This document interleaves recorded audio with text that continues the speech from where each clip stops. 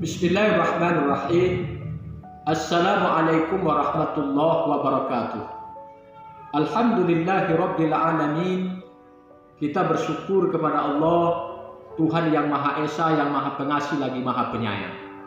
Kemudian selawat dan salam kepada Nabi Muhammad sallallahu alaihi wasallam. Saudaraku, kaum muslimin dan muslimat sebangsa dan setanah air. Kita patut bangga dan bersyukur tinggal di negara Republik Indonesia ini. Bangsa yang besar, yang terdiri dari beberapa pulau, budaya, bahasa, serta agama. Namun di balik perbedaan itu, kita tetap satu, diikat dengan rasa Bhinneka Tunggal Ika. Berbeda-beda, kita tetap satu di dalam NKRI, Negara Kesatuan Republik Indonesia. Namun akhir-akhir ini, persatuan yang selama ini sudah kita rajut, nampaknya agak mulai merenggang karena terjadinya gesekan-gesekan di tengah-tengah masyarakat.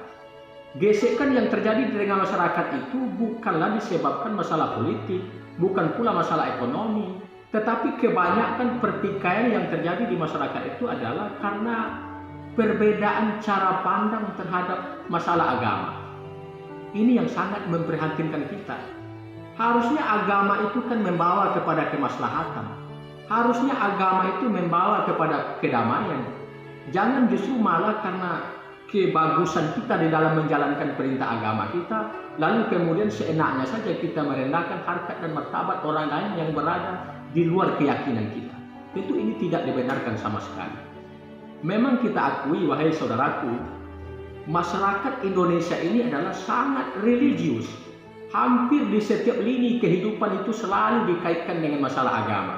Masalah memilih pemimpin, masalah pendirian rumah ibadah yang sudah jelas lengkap persyaratannya, tapi karena berada di luar keyakinannya, kadang-kadang mereka tolak juga. Padahal mereka tahu bahwa bangsa kita ini adalah majemuk yang terdiri dari berbagai macam perbedaan yang ada.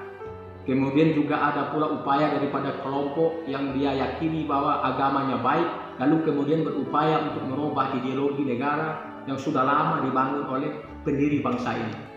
Ada pula upaya paham-paham tertentu yang menyemarakkan semangat jihad yang menurut mereka halal membunuh darah orang lain yang berada di luar keyakinannya. Tentu kalau ini kita biarkan, khawatir kita negara kita yang besar ini nanti akan gampang untuk berpecah belah sama dengan negara-negara lain yang ada di luar sana.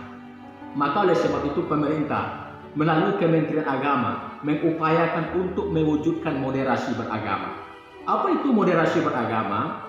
Moderasi beragama itu artinya tidak terlalu berkelebihan, tidak pula terlalu berkekurangan, tetapi berada di antara pertengahan. Sasaran daripada moderasi itu adalah akhlak, tingkah laku di dalam kehidupan sehari-hari. Jadi moderasi beragama itu adalah perilaku umat beragama di dalam menjalankan perintah agamanya di dalam kehidupan sehari-hari. Sebab wilayah agama itu ada tiga, ada wilayah ibadah, ada wilayah akidah, ada wilayah akhlak. Kalau wilayah akidah barangkali tidak sudah jelas, masing-masing kita punya keyakinan. Kita sebagai agama Islam sudah jelas Allah Tuhan kita. Masalah ibadah kita sudah jelas, ada ibadah mahdoh. Kita tidak akan mengurus itu. Tetapi yang banyak yang terjadi persoalan itu adalah masalah akhlak, masalah muamalah. Harusnya kalau bagus akidah kita, kalau bagus ibadah kita, tentu bagus pula lah akhlak kita. Kan itu yang kita harapkan. Padahal kita tahu bahwa sesungguhnya perbedaan itu adalah sunnatullah. Sudah jelas bahwa kata Allah, "Wa ma arsalnaka ila rahmatan lil alamin." Tidak aku utus engkau wahai Muhammad melainkan menjadi rahmat bagi sekalian alam. Jadi kedatangan Nabi Muhammad itu menjadi rahmat bagi sekalian alam. Tidak hanya manusia tetapi juga termasuk binatang dan tumbuhan. Harusnya di mana umat Islam berada, di situ ada kedamaian. Harusnya di mana umat Islam berada, di situ ada kesejukan. Bukan justru malah umat Islam yang membuat keonaran atau yang membuat merusak kemaslahatan yang sudah lama terbangun dan terbina dengan baik. Kaum muslimin, saudaraku seiman dan setanah air, perlu kita melihat dan waspada.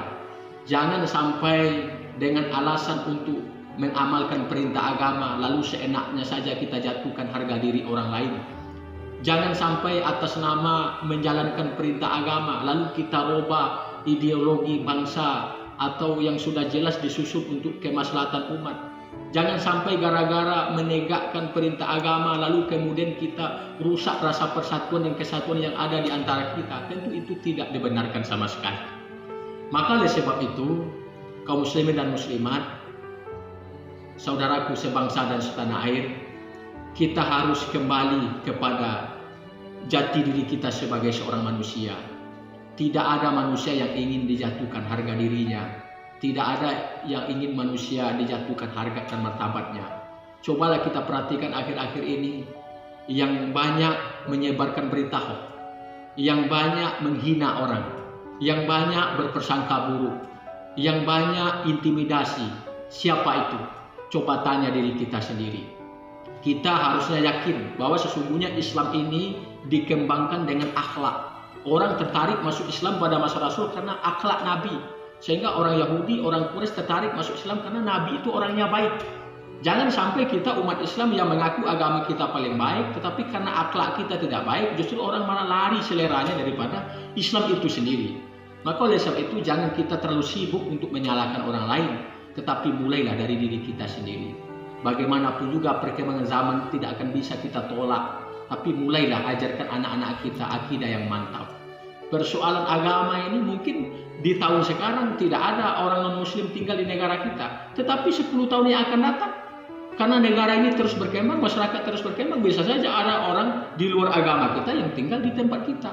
Itu sudah biasa. Kalau itu terus yang kita pusingkan, mau sampai kapan?